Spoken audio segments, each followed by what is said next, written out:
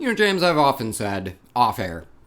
never recorded. Until now. That reviewing trailers is a marathon, not a sprint. Of course. Now, last episode, it was a marathon and a sprint. Mm-hmm. We had to review a lot of trailers really fast, just so that way we could approach our listeners with our top 5 trailers of the year with a little bit more dignity. Yes, we've seen all of the big stuff. We can tell you with authority what we think are the top 5 trailers of the year. Absolutely. We're prepared. We're professionals. Yes. Now, turns out we have a little bit more of that marathon sprint to do because Tenet did come out, so we are going to have to talk about Christopher Nolan's next film. We're going to get into all of that and our top 5 trailers of 2019. It's that time of year, you guys.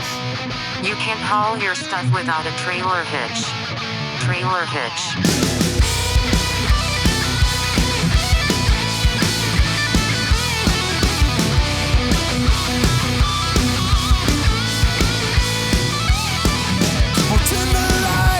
Grab a seat, pour yourselves some whiskey neat. It's time to judge the shit out of these future releases by the movie trailers. We're trailer hits. This movie might totally suck, but the whiskey sure is going down fine. Yeah, we're trailer hits. Indeed, you are listening to Trailer Hitch. Hi, I am Kevin. Hi, I am James. We review trailers on a scale of need to see more, or never need to see. If James and I both like a trailer, we give it a need to see rating. Go see the movie, report back to you guys in a segment called Trailer in the Rear View, in which we review the trailer in retrospect and the film itself. You may have just heard us do that with Rise of Skywalker. Totally. It was a pretty epic episode, if I do say so myself. Indeed. Mm-hmm. Yes. Thank you for letting me Frost Nixon you for the entirety of that. That's Did you have anything more you wanted to say? There was a point about halfway through where I'm like, fuck me, he's not really like talking about what he liked to dislike. That's actually how I like to talk about Star Wars. I like to let other people lead the conversation and then ask me questions, ask me how I feel about that, and me bounce off of it. I don't really like to lead. I think that's how I am able to stay so kind and generous when it comes to talking about Star Wars. Okay. Because I let other people drive the conversation. I enjoy it. It's not like I feel weird about it. Like, that's how I enjoy talking about Star Wars. Well, that being the case, let me drive this conversation right here. So, before we wanted to give our top 5s of the year, there was another big-ass trailer that came out. Of course, it's a big one. Now, it is definitely worth noting. Right now, it is December 30th, 31st. Whenever you're listening to this, we're approaching the new year. Maybe it's already the new year. Yeah. And we're recording this early because it's the holidays. We got stuff to do. You got places to be. I don't. But so we may miss some trailers, you guys. Sure. It's obvious. There may be some trailers that come out between now and when this episode airs, but guess what? Tough. Well, and of course, if anything blows our mind over the course of the next, 10 days of the year, we will, talk about it once we get back in January. Retroactively, we'll talk about it. And as for Tenet, we know it came out 2 weeks ago for you listeners. But for us, this is new. We should talk about it. Yeah, absolutely we should. So let's get into Tenet. Welcome to the afterlife. To do what I do, I need some idea of the threat we face. We're trying to prevent World War III. Nuclear holocaust. No.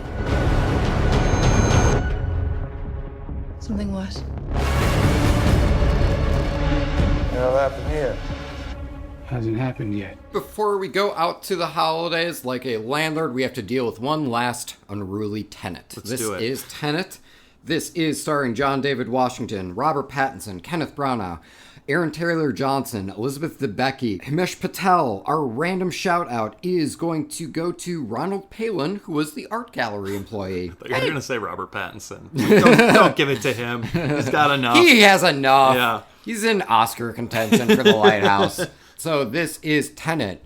What is going on in this trailer is a fantastic question. Yeah. We don't really get any of the specifics of the grander Christopher Nolan idea behind this. We just know that John David Washington got his little silenced pistol and all this shit. He had an opportunity to give away his colleagues. He did not. And he is in a hospital bed and he is told by some gentleman in a suit, "Welcome to the afterlife." Now, is this the literal sense of he is dead and this isn't the afterlife? Is this just a fancier way of doing the action trope of you're legally dead, but you're now working on the underground. Or is it R.I.P.D. with Ryan Reynolds and Jeff Bridges? It's one of those things where, to a degree, we can't necessarily say for certain based on the trailer. However, given all the time shit that's going on in here, I am going to go with the read that he is literally dead. Yeah. And these are, how did you put it before we started recording? They're time ghosts? Yeah, it's like time-traveling ghosts. Yeah, basically. Like they're able to see in the fourth dimension because they're dead. And I thought maybe that's the way it goes, but I don't know. It's hard because it is so Christopher Nolan, which means it looks and feels so real. Yes. That I'm just kind of like, I don't know, though, if that's it. Totally. It's definitely interesting. That is what we mostly get from a plot perspective. We get the stakes, which is World War III's a-coming, and John David Washington goes, oh boy, nuclear holocaust. Yeah, that's a bad time. And they're like, oh, it's worse than that. Without even necessarily saying what it is. But that's probably where they leave it in the movie, too. It ends with, like, I'd still like to know what's worse than nuclear holocaust, please. Star Wars Twitter hot takes? I don't know, man. In terms of how I'm feeling about this, I'm definitely interested. I wanted to watch the Inception trailer again before we watched this because I wanted to see, did that allude to the concept behind it? That they were doing heists in people's dreams. Yes. And the answer with that very first really famous Inception trailer is yes. They explain all of that. They laid everything out. It's almost like you shouldn't have any questions going into Inception. Yeah, it didn't really give you too much about the characters, but the concept itself was so heady and interesting where that was enough for me. And there is a reason why that is a great classic trailer. Now, Tenet doesn't do that. Like the big operative question in here is what? Like it's what the specifics of this concept entail. And as of right now, we really don't know, which is interesting. But at the same time, when they're walking through and seeing all the bullets in the glass, and Robert Pattinson's like, what happened here? And John David Washington, slick as fuck, goes, hasn't happened yet. It hasn't happened yet. And then someone flops their way out of the bathroom of that place. It is, like, I'm definitely fascinated by it. I just don't really know what's happening. Of course, and I don't either. And, like, I don't know if it was enough to be like, well, what are we fighting against? Nuclear holocaust? And it's like, no, worse than that. I don't think that's enough. You haven't told me what's happening visually in front of me with this time travel stuff, and I don't really know the threat, and I don't really know the characters, so I don't really know a whole lot of. It's like, what is worse than nuclear holocaust? Like, just sitting down and watching Cats like 30 billion times endlessly until the end of time. Sure, maybe that's worse, but we don't. That's what John David Washington is reacting to when he's being held. Is just Rebel Wilson falling down as a cat lady. It's literally before he quote unquote dies. He's watching Cats, and he's just like, "Please kill me now." Why did Idris Elba just poof? Why did he just poof? Oh man.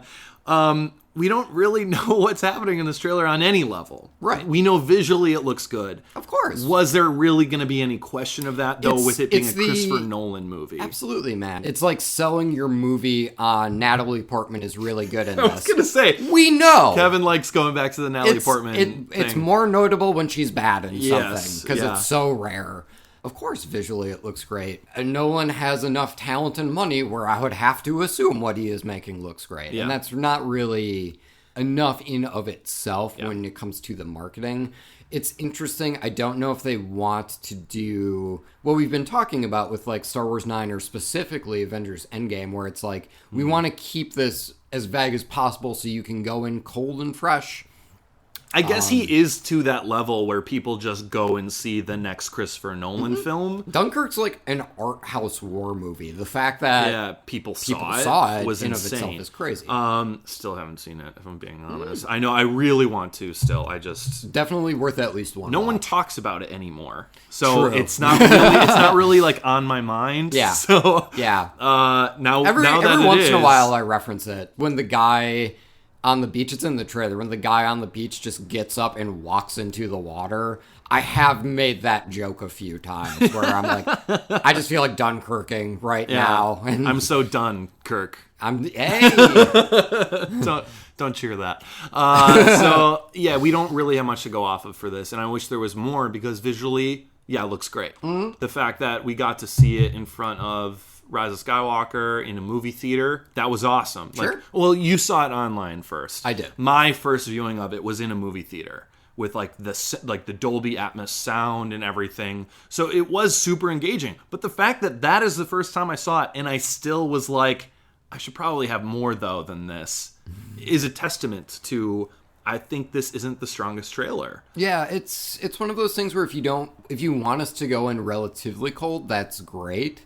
That said, give me like just the start of John David Washington's character arc. You know what I mean? Give me like at least something to latch onto where I'm like, that's really interesting. And if the strongest aspect of Tenet is its concept, then okay, at least give me the rough abouts what the concept is. Because even though I walked in with a rough idea of what the mechanics were of Inception, I was still surprised and super fucking engaged the first time I watched it. Yeah, Inception is an incredible movie. Yeah, incredible trailers, incredible movie. I didn't feel like the trailer ruined anything. No. And so it's interesting that they're like, we want to keep this cryptic and mysterious, but at the same time, I do need a little bit more. And bear in mind, this is one of those trailers where it's like, well, I mean, I'm going to see this fucker anyway. But in terms of the trailer itself, this is definitely a need to see more for me. Sure, and it's definitely a need to see more for me. Like, I will definitely see the film. Yeah. But instead of me being now really excited to go see it, I'm like, oh, okay. I still don't really know what I'm in for. Exactly. But, all right. And having said that now, I wanted you to know. I saw The Rise of Skywalker the second time in IMAX. Sure. And we got a different thing for Tenet in IMAX than we did. No shit. And I don't know if that's even online. And it was like it had to be like a 5-minute long scene of them breaking into a symphony orchestra place with a bunch of people filled. And, like, sort of doing this, like, person heist. Ooh. And it was amazing. Yeah. But it still didn't give me anything. It still didn't tell you what the fuck you were in for. Again, visually, I'm just like I'm in. Yeah. Because I'm literally sitting here and I can't go I anywhere. have to be in. You're playing Rise of Skywalker after this. I have to be in. Yeah. So, and then after that, they played, like, a shortened version of the trailer. Like a sizzle kind of the trailer. But the majority of it was that scene. And what I wanted to say about Christopher Nolan, and I know this is involved in Dunkirk too, he loves his actors in inaudible masks. And trust me, this scene, from front to end, everyone was in inaudible masks. And they had lines, and you could sort of hear them. But I know that is a thing with him, because I know he got really tagged in Interstellar, where it's like, yeah, there's just a scene where you can't hear Matthew McConaughey because he's running over corn, and Christopher Nolan ran up and did the, actually, that's how it's supposed to be.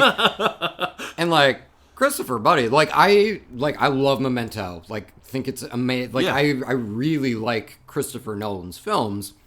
We are at the point, though, because he's so insistent on doing this, where I think we need Christopher Nolan to do, like, a Q&A where he's like, this is why I like doing it. This is what I'm getting at by doing it. But no, I don't think that's enough. I think it's a J.J. Abrams lens flare situation where he needs to accept that, no, you're doing it wrong. We need to be able to hear your movie. And that's the thing. I think he does. You're absolutely right. He needs to have an JJ Abrams, stepped it back. You can do it too. Yeah. You know? Where that is an endearing story about J.J. Abrams. He's like, yeah, I was watching the movie with my wife, and she was like, what the fuck is up with all these lens flares? And I immediately felt embarrassed and didn't feel like I had a good answer for that. But absolutely. Yeah, so Christopher Nolan's wife needs to tell Yeah, Emma him. Thomas has to be just leaning in and going, wait, what? For Christopher Nolan to go, Oh.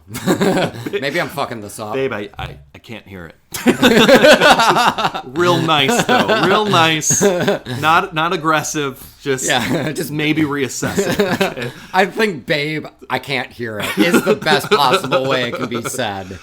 So this is a need to see more for me. Long It story is, short. it is definitely, yeah, because it's like Tenet, it'll open all the right doors and some of the wrong ones. That's interesting. I don't see any of the wrong doors being open. If they are time-traveling ghosts, if it's like, and it'll open some of the wrong ones, if I could get Dan Aykroyd looking at fucking John David Washington and then just immediately turning on the fucking proton pack, something. That'd be good. Yeah, that'd be good. Nice. So yeah, this is we're not quite ready to evict this tenant. Huh? Quite. But yeah. We are giving a 30 days notice. So give us something better in 30 days or else you're out. Going off of that, should we start talking about the best trailers of the year? Yes. Our favorite trailers of the year.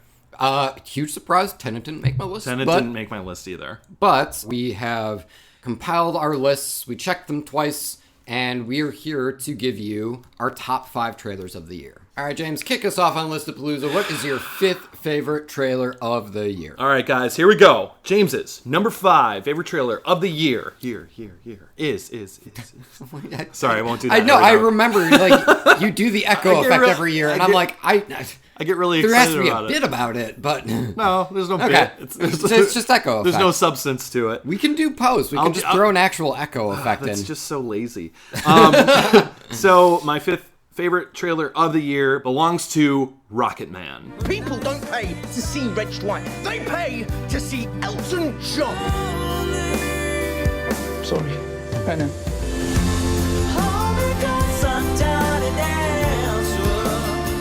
This is the Rocket Man trailer that came out in February 21st. So a lot of the times it's frustrating because for movies that come out like that, their first trailer or second trailer may be at the end of 2018, but then they have another trailer at 2019, and then it's like, oh, I like that one from 2018 though, but I can't make my list because of the year discrepancy or some bullshit like that.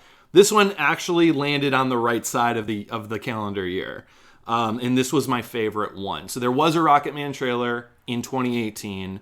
This is the other one. It came out in February. It starts with the Your Song, Elton John's Your Song, if you're familiar with that one. And it starts slow like that. And then it builds up. It builds up and it gets more and more exciting. And then there is an emotional shift in it when like his manager or something turns to him and is like, yeah, like, enjoy yourself. Just don't kill yourself with drugs. And he says it so matter-of-factly, and that's when we slide into Tiny Dancer on the piano. Sure. And then the trailer gets really somber, and I believe the trailer ends with like the super dazed and drugged out Elton John in the Los Angeles Dodgers outfit, just like in a daze walking to the stage. And the second he gets the hat on and the bat in hand, he's transformative. And he's like, I'm a showman, yep. And sure, I'm fucked up, but I can turn it on and off when I want to. And the dangers of that. Yeah. So that trailer captured my heart. And again, I like making my list off of trailers that I can't help but force other people to watch. Sure. And watch it multiple times myself just because it excites me so much. And I force other people to watch them because I'm so excited. Those are the trailers that make my list every year. And this was the first one to do it of 2019. In calendar year, I believe. Nice. Yeah. Okay. My number 5 is... Your number 5? Five. The Death of Dick Long. Hey, you motherfuckers want to get weird? Did you hear about the murders? Huh? Murderer? Who the fuck's a murderer? We're the fucking murderer! Yes, we got a little carried away last night. Wow, yeah. Yeah, I remember that one. Yeah, it's a wild trailer. Yeah. I didn't even think of that one. Yeah. What I love about it is it does employ some interesting editing techniques. It starts pretty straightforward. We get the boys' night on the small town, and it culminates in the death of their friend. It's an accident.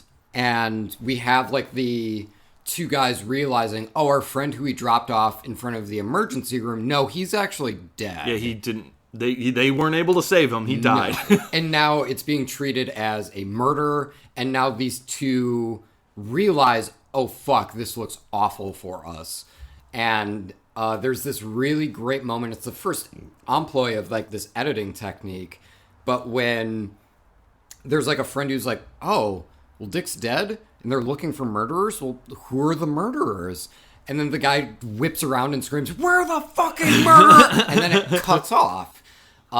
It is so interesting to me. And it's like, no, we don't really need any more of that. Like, this is the note to end on. I really love what they do with him trying to tell his significant other that our friend Dick is dead. This is what ended up happening. And him kind of mentally trying all of those out. Yeah. They use such interesting editing techniques to get their story across. And it gives me a really cohesive story without what I feel is giving me the entire movie. Yeah. Like, I still have no idea how or if they get caught, because you see the police, and the police aren't bumbling, but they're so fucking kind, and they assume the best in everyone. They give people the benefit of the doubt, yes. every which way in that. Yeah. And it does set up just such a fascinating dynamic between our inept and well-meaning duo, who ultimately led to the death of Dick Long, but then you put them up against a force that is incredibly kind and sweet. Yeah. Is a really fascinating mix for me. And so it definitely had me interested from the drop. And that is why it makes my number 5 for the year. Excellent choice. I didn't even think of that one. So good job. Mm-hmm. Good job. All right. James's number 4 trailer of the year. Oh, the echo machine is not working. Oh, now properly. it's an echo. That was post-production. See, that's why I got to do it in voice, Kevin. No, I'm sorry. I turned on the reverb machine. Oh, right yep. Your mistake then. Yes. Screw you. So James's number 4 is Avengers Endgame. Whatever it takes. Whatever it takes. Whatever it takes.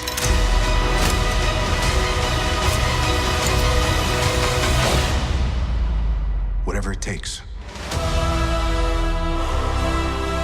So it's the Avengers Endgame trailer that came out in March. Because again, some of them came out in 2018. The one that came out in March, though, the specific one I'm talking about, is the one that you referred to as the previously on trailer. Yes. It's the black and white retrospective of the series. They got their Sin City effect. Yeah, the MCU as a whole. Everything's black and white except some red things to stand out here and there. And I just loved that marketing campaign so much because of how bold it was to not give people anything at all. Mm-hmm. And it just worked for me on so many levels that that really excited me, and it got me to the point where I don't want any other trailers other than this. Like, that's pretty impressive for me to say that, because I know people watch trailers like that and go, give me more, and that made me go, I don't want more. This is all I want to see until I go in and watch that movie. I think that's the mark of a good trailer. Obviously, that only works for certain people, though. Sure. So that's my number 4. It's such a fascinating example because it really doesn't tell you anything, while at the same time they're like, we know you're going to come anyway. And because of that, because it is such a huge, a cultural event, is what the last Avengers movie was, to not give anything away is great and like super commendable. And I do find it really interesting, and just because we talked about it this episode, the fact that like Tenet kind of sort of like employs that mindset of, baby, you're gonna come, it's okay, like we're just gonna keep this, we're gonna give you some stuff, but we're gonna mostly keep you in the dark so that way you can experience this fresh, is kind of a newer take on trailer editing that I definitely have my eye on. I find it really interesting, and maybe in retrospect I will look at the quote-unquote previously on trailer and say, yeah, like Avengers Endgame had that first, and like they were the ones that kind of like started this, and that is really interesting. It only works for things with an established fan base already. Yes. You cannot do this with an indie. You cannot do this indie with darling with the death of Dick Long. Yeah, no, you cannot. No. Good choice, Kevin. No, you cannot. Right. Speaking of your list, yes, my number 4. Number 4. Sorry, I keep trying to get this reverb thing off. Is Booksmart. We have to go to a party tonight. What? Nobody knows that we are fun. We didn't party because we wanted to focus on school and get into good colleges. And it worked. But the irresponsible people who partied also got into those colleges. We haven't done anything. We haven't broken any rules. Name one person whose life was so much better because they broke a couple of rules. Picasso. He broke art rules. Rosa Parks. Name another Susan B. Anthony. God damn it. Yes, so I knew I wanted to get one of the, what we dubbed the Bag of Dicks trailers into this. The Run the Jewels duology. The Run the... yes! The Run the Jewels duology. That's probably a classier way to put it. We'll go with that. Because, yes, Booksmart and Good Boys, those trailers dropped on the same day, used the same DJ Shadow and Run the Jewels track. Yep. And we're about both, very similar things. Kids coming of age, and their comedies and kind of raunchier. Yeah. But Booksmart had me hook, line, and sinker, and for me, there was no other choice. I mean, I enjoyed that Good Boys trailer. I don't want to denigrate it, but Booksmart just completely won me over with its charm, with starting with our character listening to a motivational tape that culminates in fuck them right in their stupid faces. And then going into the Lizzo song immediately after that. Like, you just get that hit of energy right away. You know that you're in for something that is, like, trying to actively make you laugh. Unlike a usual coming-of-age film, which is, like, we're going for golf clap humor. Totally, most of the time. This is going straight up for comedy. It offers a really interesting premise of, hey, we studied and worked our asses off to get in good schools. All the people who fucked off also got into good schools, and they got to experience being a kid, more or less. Or a teenager and having fun. Yeah, now let's get the hell out there, and we're going to have one wild and crazy night. And giving me flashes of that insane night without making me feel like I saw the entire thing. Totally. One of my favorite movies of the year, by the way. I absolutely was in love with that movie. Mm-hmm. No, I think that's an excellent choice. And if we were doing honorable mentions, we're not this year. Sure. That would have made my list. The thing that kept it from really hitting my list, though, is I was disappointed that they didn't end it with the one of the girls calling shotgun as being led to the police car and then saying, just kidding, I don't have a shotgun. That should have been the button of the trailer because it's so strong. But if you remember, it did that joke, it did the title card, and then it did like a lesbian joke, I think, with her parents or something. Oh, yes. Yeah, so... And I completely agree that the shotgun, just kidding, I don't have one joke, is a stronger button. Yeah. I completely agree with you there. I still find the joke with her parents really funny. It's really funny. I don't know, maybe I would have swapped those two. I 100% would have swapped those two. Yeah. Yes. That said, I think in terms of like a quote-unquote traditional trailer of... give us a little bit about the characters, give us a little bit about what they're going to be going through, like what the premise of the movie is. Give us that goddamn sweet-ass montage and then follow it with a joke. Yeah. Yes, it does double tap the joke, but I think in terms of a more traditional method of cutting trailers or a more contemporary way of doing it, I think this is a fantastic example of that. I loved that trailer. So. Yeah. All right. What's number 3? Alrighty then. It's James's number 3 trailer of the year. Yeah. I'm trying to get this goddamn thing off. Just leave it alone. Okay. Leave it alone. Stop putzing with it. This would be Knives Out. We understand the night of his demise, the family have gathered to celebrate your father's 85th birthday. How was it, by the way? The party? Pre my dad's death? Oh, it was great. I'm gonna live till I die. You think one of his family Walls. killed? Is that what you're suggesting? I'm gonna live until I suspect foul play, and I have eliminated no suspects. So this, the specific Knives Out trailer I'm talking about, I think it's the first one. It's the one beginning with Lakeith Stanfield interrogating people, specifically Jamie Lee Curtis, about the night of her father's death was his birthday party. How was that, by the way? The party? Pre my dad's death? Oh, it was great. So it starts with that, and then it goes into the smoothness of bringing in a Frank Sinatra song, the I'm gonna live till I die.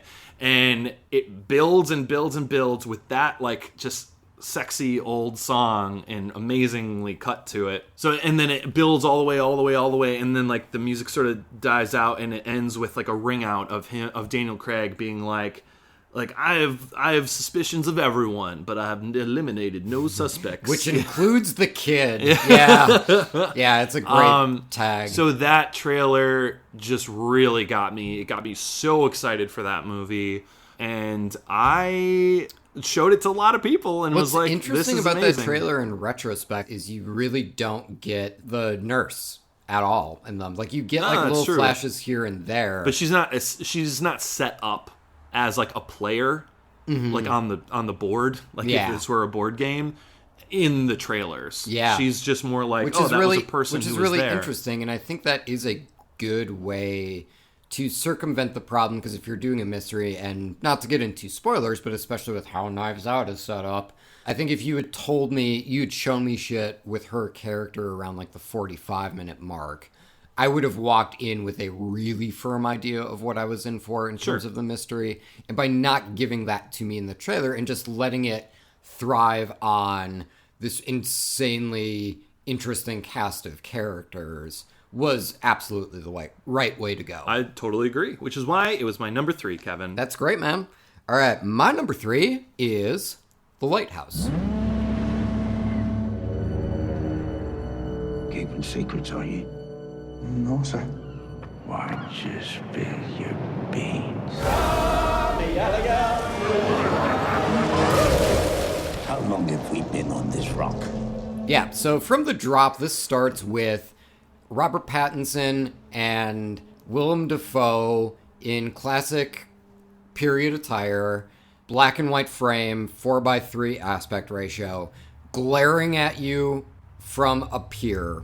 And in that moment, I went, you son of a bitch, I'm in. From that opening image, I'm like, okay, we are going for a classic silent movie-esque vibe. Oh, yeah. It was completely motivated because that is the period they're trying to emulate, so we're going to make this movie in that sort of style. Yeah. This director, Robert Eggers, the guy who made The Vivitch, obviously couldn't do that with The Vivitch because they did not have movies back in the 1600s or wherever so the fuck that was set. Yeah, you couldn't emulate that style from that era because there was none, but... Yes, but with this, he emulates that style wonderfully. This trailer gives me such a good setup with what I am in store for. It gives you the descent into madness angle. There's this really great audio moment where we hear what sounds like screaming and yelling, and it sounds scary, but then the audio more or less focuses, and then we cut to, it's those two singing and dancing together. They're drunk. It's drunken camaraderie. Yeah. Which just gives such a fascinating dynamic because based on the trailer, these two do not trust each other. There are secrets being kept. But isolation does lend itself to who the fuck else are you going to talk to? Who are you going to hang out with? It is an incredibly fascinating trailer. Yeah. And it got me into the theater right away, which is obviously our metric for this entire podcast. How we rate things, yeah. And I still want to see it very much so because it was a need to see it from me, but... haven't got around to it yet, so I'm really excited to see that one. Oh, and I did also want to mention the Lighthouse definitely does get impressionistic, I guess. Having watched this trailer again, I kind of get that from this trailer too. You do get the impressionism of, for the title card, The Lighthouse, seeing the actual light spinning and rotating. So that is kind of impressionistic. You also get like a lot of images out of context, which are really strange and jarring. And I think it is incredibly hard when you have a movie like that in order to get that across in a trailer. Because typically, if you do that just as a trailer, it's just a jumbled mess. Yeah. There is nothing you get out of it. Yeah. And so when a trailer can find an effective way to give you a hook, and they do, I think, just within the conflict itself, but then also kind of clue me in on this is going to get, for lack of a better word, trippy. All right, your number 2. Really great. All right, Kevin, my number 2 favorite trailer of the year is, you're playing with the speeds a little bit. I don't know if I like that. I'm just trying to, I'm excited. I want to know what it is. Yeah, is Star Wars: The Rise of Skywalker. We've passed on all we know. 1,000 generations live in you now. But this is your fight.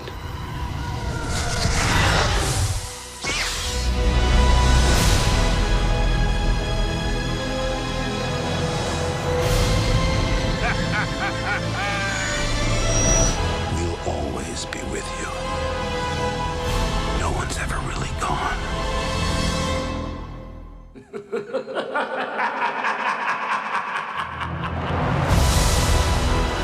So, the specific trailer that I'm talking about, because we did cover 3 of them on this podcast, is actually the very, very first one. The teaser out of Star Wars Celebration in Chicago, the one I was there in the arena for. Sure.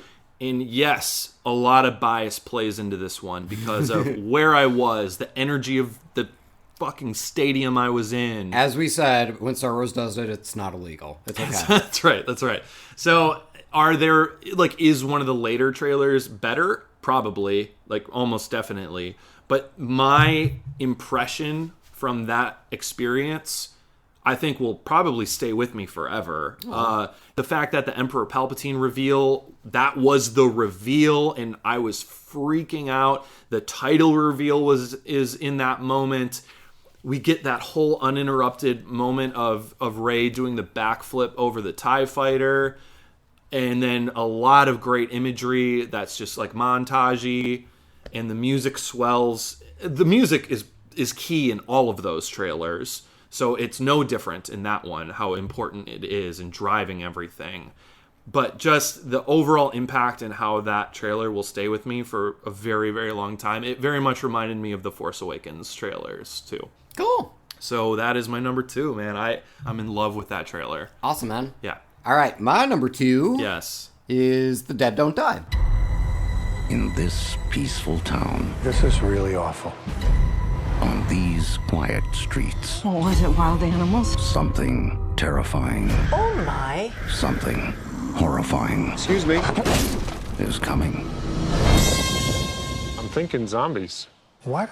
Yes, so I thought about this. This one almost made an honorable mention list for me. yeah. So good. The Dead Don't Die trailer, I'm picking because of how it emulates kind of maybe not straight up direct to video, but certainly kind of a B movie trailer that I would see. It so is. That I would see playing at Blockbuster. They do the old classic voiceover at the beginning of the trailer, and it's on fucking point. Yeah, those title cards, the very cheesy red on gray title cards are absolutely there. Yeah. But really, again, the fucking humor slaps in this. It's I've seen I've seen the movie. I've seen this trailer multiple times, and every time I watch this trailer, and Adam Driver goes, "I'm thinking zombies." And you see Bill Murray's face manages to combine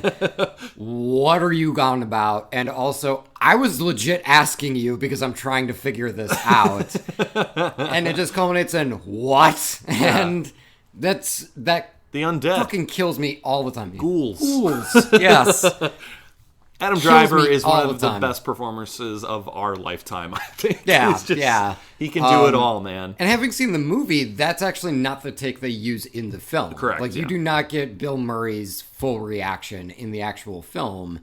And they used the right fucking take in the trailer, as far as I'm concerned. That it killed me. And there is some humor in here that doesn't necessarily land for me. That's okay, because again, it feels like a trailer I would see playing on loop at a fucking Blockbuster back in 98. That's so great. You know, and not all of it is going to land, and that's okay. Yeah. But it does just completely harken back to that style so effectively while having a ton of fun with it. Yeah. It does give you that star power too. It like one. It's like those B movies when they're like, oh, we actually got Lon fucking Chaney. Throw him in the trailer. Throw him in the marketing.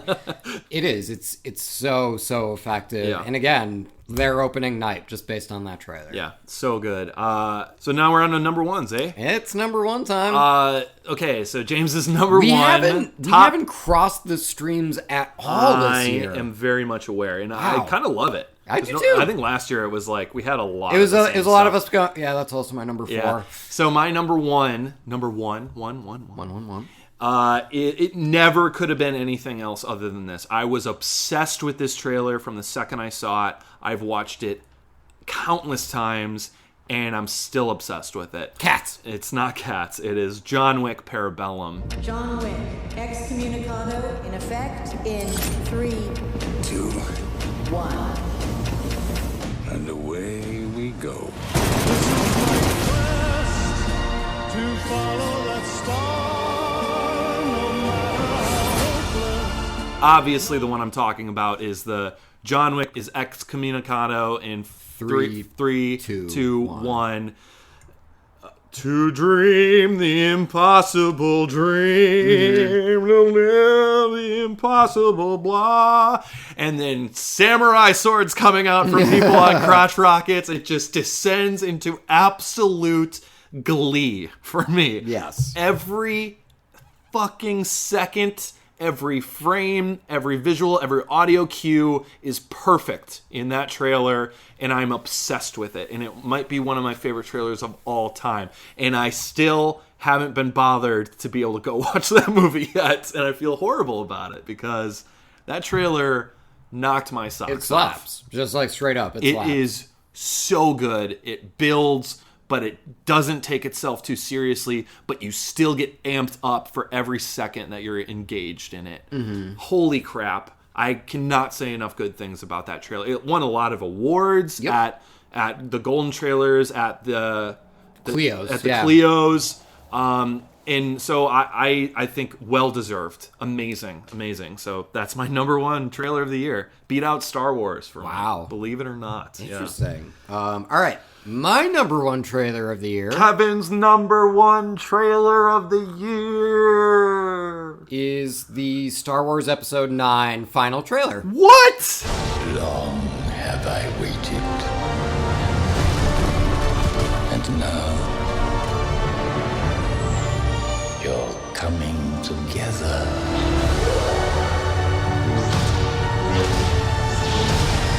Is your undoing.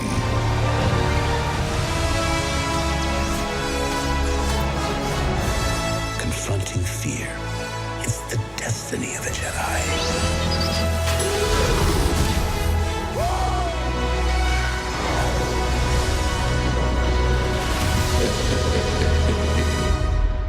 The Force will be with you. Always.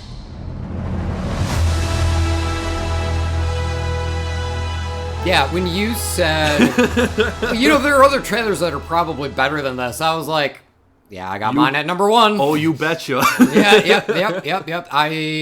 And bear in mind, I like the teaser trailer quite a bit too. Oh, yeah. We talked about that. That said, for me, man, holy shit, the final trailer is insanely good. What set it apart for you? For me, it completely hit everything I wanted a Star Wars trailer to hit. It showed me Rey, like that's how we start. We hit the ground running, quite literally, which retrospect sets us up for what the fucking movie is. A helmet hits the ground and she's running. Yes. Hit the ground running. Boom. Yep.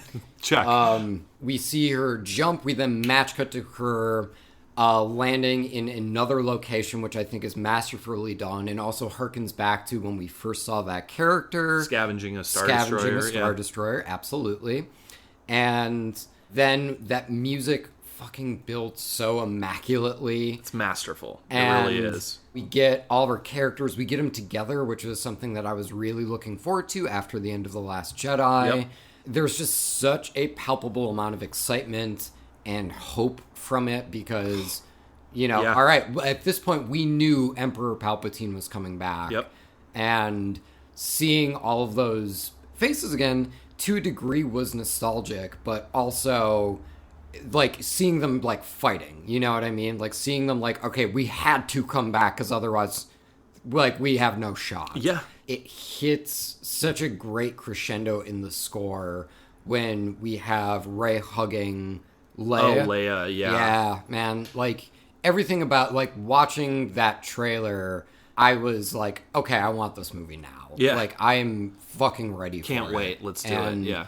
It is just so well put together. I think it does a fantastic job, kind of hearkening to the Endgame dilemma of like, okay, it's this isn't going to give me that much about the movie. That's okay. Just sell me on like what I am in store for. Was this was the one that also included C-3PO's? I'm taking one last look at my friends. Such a great mid-trailer moment. It's a great mid-trailer moment because then it also made me step back and go, wait, what's happening to C-3PO? Yeah. So it did ask some interesting questions and kind of prod me in a way, while also giving me like big character moments. And when I say big character moments, it's just like seeing whether it be Rey completing that jump, whether it be Finn riding a space horse. What the fuck is that? I guess on they a have space Star horse. Destroyer. Yeah. I talked about it with the Wonder Woman 84 trailer, but the audacity of this trailer like cranked it up to 11. Yeah, and so I mean, like, I know, of course, logistically, I'm your friend. There's no way in fuck I can't not see it in a theater right away. And I know I've been using that as a metric, but this got me so excited for it. And this does hit a newer pantheon for me. This is a bit more rare, but I did like the trailer substantially more than the movie. And that's a huge compliment to give a trailer. Absolutely it is. And like, I mean, we do like compartmentalizing ourselves as I'm the blockbuster guy, you're the art house guy. Sure. And I just find it like generalization. Sure, That's obviously not true. I just loved how your list was mostly like indie stuff. And then the top is just like, oh, and then also this biggest, like, capitalist blockbuster of all time. It's fucking Disney basically being like, give us more money so that way we can treat people terribly. Yeah, exactly. It just tickled me, Kevin. Yeah. Having both of us having Star Wars in our list does bring a smile to my face. And it reminds me, everyone, go back, if you haven't yet, and if you've seen The Rise of Skywalker, go back and listen to Kevin and I's review of it. It hit a couple weeks ago. And I think it's a really great breakdown of the film and how we both felt about it. Yeah. So if you haven't listened to it yet, go It listen is really to that. positioned as just, I am interviewing James, more or less. Where I'm basically, he was like, okay, give me everything you don't like about it, and we'll just talk about it. We'll hash it out, buddy. Yeah. And hash it out we did. Yeah. So we cover a lot of different opinions. Absolutely. From different directions. Absolutely. And we're still friends. We're still here talking. Yeah, so you know it's okay. It's doable, you guys. Be kind out there. Damn straight. Yeah. All right. So we did it. We did it. All right. Well, what a year. What a year, man. What a year for trailers. What a year for movies. What a year for podcasting, Kevin. And I just wanted to take a moment to say thank you to everyone for listening to us and get real somber. And thank you. It's real sweet of you. For 2019, we are taking one last look at our friends. All of our listeners out there, thank you so much for being with us every step of the way. Thank you again so much to Danny Schmitz from Lost in a Name for that amazing intro song. Thank you so much to Jenny Hawks, our intrepid social media and bad movie correspondent, for all of her work. And that includes what you just did for this episode. Thanks, man. We would like to thank Rachel Ashley for the amazing cover art that you see on all of her various social medias. You can find her work at Mighty Creations on Instagram.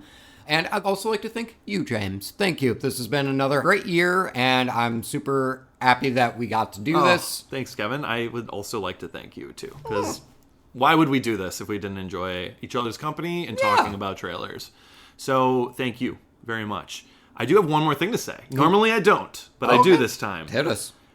Kevin, in our last official episode, we failed at a task, which means we have to see a bad movie. Oh, yes. This will be a good what are you in store for once we get back next year. So next year, we will be seeing Cats as punishment for failing our last task. Yeah. Basically, here's the deal, folks. Usually we throw a poll up and then you get to pick which bad movie you watch.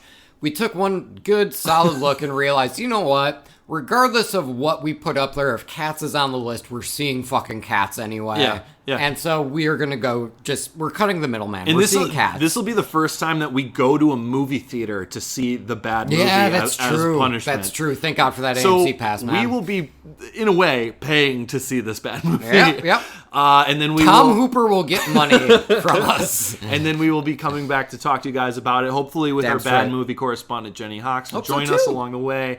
And I'm really excited about that in a horrible, horrible way. So thank you. Happy New Year, 2020. Kicking the year off. Yeah. I guess. It's going to be a wild ride of a year in a lot of ways, and especially movies. So let's do it to it. All right. We're fucking on it. Hope y'all are on it with us too. Thank you guys so much. We will see you in 2020. Bye. You can't mount holy sails without a sailor stitch, and you can't haul your stuff without a trailer hitch.